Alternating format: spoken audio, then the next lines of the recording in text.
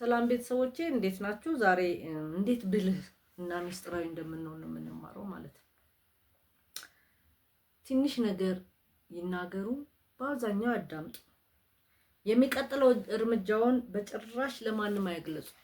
አሁን ድሮ ምን ይመስለኝ ነበር መሰላችሁ? በቃ ያገኘሁትን ነገር እግዚአብሔር እንደዚህ ያደረገ፣ እንደዚህ ልሞክር ነው፣ በዚህ ልወጣ ነው፣ በዚያ ልገባ ነው፣ በዚህ ብዬ ነበር ነው። ዛሬ ላይ ግን ስደርስ እነዛ ነገሮች በሙሉ ስህተት እንደሆኑ አወቅኩ ማለት ነው። የሚሄድበትን ካወቀ ማንም ሰው የምበላውን ካወቀ የምጠጣውን ካወቀ የት እንዳለው ካወቀ አንደኛ ዋጋ አይሰጧችሁ፣ በሁለተኛ ደረጃ ተገማች ናችሁ ማለት ነው።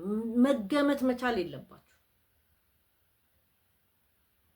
እና ብዙ ነገር እኔ ጉዳት ደርሶብኛል እንደዛ በመሆኔ ማለት ነውና መጠንቀቅ መቻል አለባችሁ።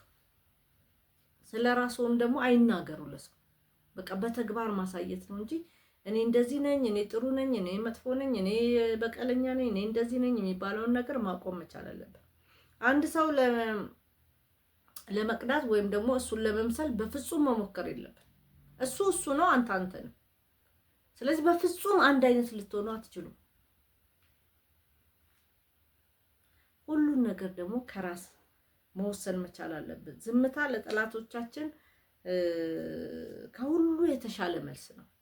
ብዙ ጊዜ ጠላቶቻችንን ለመበቀል እንደዚህ ያደርገዋለሁ እንላለን፣ በዚህ እንወጣለን፣ በዛን ዝም ማለት ለጠላቶቻችን በቀል መልስም ነው።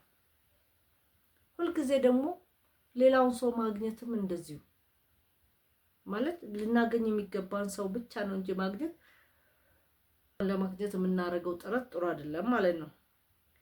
ራሳችንን በተለያየ ነገር ላይ ማሳተፍ መቻል አለብን። ቤተሰቦቼ ይሄንን ይመለከታል የዛሬ ፕሮግራሜ። አመሰግናለሁ።